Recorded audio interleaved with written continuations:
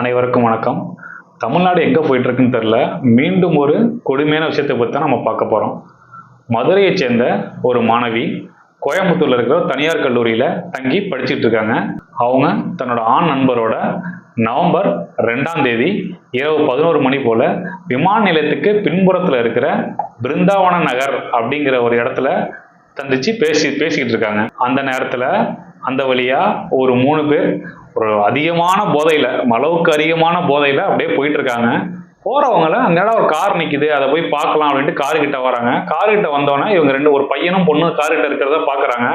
அளவுக்கு அதிகமான போதையில இருந்ததுனால அவங்க அந்த கார்ல இருக்கிற பையன் கூட தகராறு பண்றாங்க. அதுல ஒருத்தர் அருவாள் எடுத்து அந்த கார் கண்ணாடியை வெட்டுறாரு. வெட்டினோடனே அந்த கார்ல இருக்கிற அந்த பையன் வெளில வந்து என்ன ஏதுன்னு கேட்கிறாரு. கேட்டோடனே அந்த பையனை தாக்கிட்டு அந்த பையனை அருவாள்ல வெட்டிட்டு அந்த பையன் அன்கான்சியஸ் ஆயிடுறாப்புல.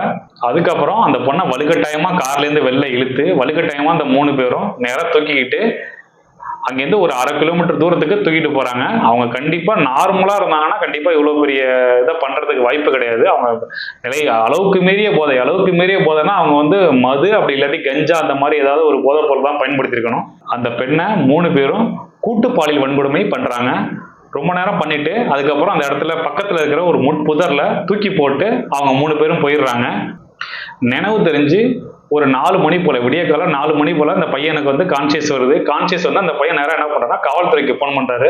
காவல்துறை அதிகாரிகள் வந்து ஃபர்ஸ்ட் அந்த பையனை மீட்டுறாங்க. மீட்டு அதுக்கப்புறம் அந்த பொண்ணை தேடுறாங்க. அந்த பொண்ணை பக்கத்துல கூட கிடையாது. ரொம்ப சர்ச் பண்றாங்க. சர்ச் பண்ணி ஒரு குறிப்பிட்ட நேரத்துக்கு அப்புறம் தான் அந்த பொண்ணை ஒரு முட்புதர்ல கண்டுபிடிக்கிறாங்க. கண்டுபிடிச்சி அந்த பொண்ணை நேரா பக்கத்துல இருக்கிற ஒரு தனியார் மருத்துவமனையில போய் அட்மிட் பண்றாங்க. இந்த பையனை ஒரு அரசு மருத்துவமனை அட்மிட் பண்றாங்க. இந்த பையன்ல 21 தையல் போட்டதா சொல்றாங்க. இதுக்கப்புறம் இதை அறிஞ்ச காவல்துறை அதிகாரி வந்து 7 தனிப்படை அமைச்சு அவங்க யாருங்கிறத தேடிக்கிட்டு இருக்கோம், அந்த 3 பேரை கொண்ட கும்பல் யாருங்கிறத தேடிட்டு இருக்கோம் அப்படின்னு சொல்றாங்க. இதுல நம்ம அந்த இடத்த பத்தி வருவோம். அந்த இடம் பாத்தீங்கன்னா ஆள் அரவமே இல்லாத ஒரு தனிமையான இடம் அப்படிங்கிற மாதிரி தான் சொல்றாங்க. அந்த இடத்துல அனுமதி இல்லாம 2 மது கடைகள் வந்து இயங்கிட்டு இருக்கதா சொல்றாங்க. அந்த இடத்துல வந்து பாத்தீங்கன்னா அரசாங்கத்துக்கு எதிராக அந்த இடத்த பாத்தீங்கன்னா சட்டவிரோதமான சம்பவங்கள்லாம் அடிக்கடி நடக்கும், அந்த மாதிரி ஒதுக்குப்புறமான இடம் அப்படிங்கிற மாதிரி சொல்றாங்க. இந்த சம்பவத்தை நம்ம தெரிஞ்சுக்க வேண்டியது என்னன்னா, யார் எங்கனாலும் எங்க வேணாலும் போலாம் அப்படிங்கிறது அவங்க உரிமையா இருந்தாலுமே இரவு 11 மணி போல அவங்க அந்த இடத்துக்கு போயிருக்க தேவையில்ல அப்படிங்கிறது பொதுவான கருத்தா இருக்கு. ஏன்னா கோயம்புத்தூரை பொறுத்தளவு ஏகப்பட்ட பேர் வெளியூர்ல இருந்தும் அதர் டிஸ்ட்ரிக்ட்ல இருந்தும் அதர் ஸ்டேட்ல இருந்தும் வந்து தங்கி படிக்கிறாங்க. ரொம்ப சேஃபான சிட்டி தான் பாத்தீங்கன்னா உங்களுக்கு கோயம்புத்தூர். ஆனா அந்த கோயம்புத்தூர்ல இப்படி ஒரு சம்பவம் நடந்திருக்கு அப்படிங்கறத கொஞ்சம் கூட ஏத்துக்க முடியல. அரசாங்கம் குற்றவாளிகளை கண்டுபிடிச்சு கண்டிப்பா மரண தண்டனை கொடுக்கணும். கொடுத்தாதான் இது போன்ற குற்றங்கள் இனி வரும் காலங்களில் நடக்காது அப்படிங்கிறது ரொம்ப முக்கியமா எதிர்பார்க்கப்படுது. 2வது முக்கியமான விஷயம் பார்த்தீங்கன்னா இந்த போதை கலாச்சாரம். இந்த போதை கலாச்சாரத்தை எப்படியாவது ஒழிச்சாகணும். முதல்ல மதுவையே ஒழிக்கணும். அப்படி இல்லாட்டியும் அட்லீஸ்ட் இந்த கஞ்சாவை கட்டாயம், அந்த கஞ்சா போன்றது எங்கன்னா சட்டவிரோதமா நடக்குது அப்படின்னா கண்டிப்பா அரசாங்கம் நடவடிக்கை எடுத்து அதை ஒழிக்கணும் அப்படிங்கிறதான் எல்லாரோட மிகப்பெரிய எதிர்பார்ப்பா இருக்கு. இந்த சம்பவத்தை நம்ம என்ன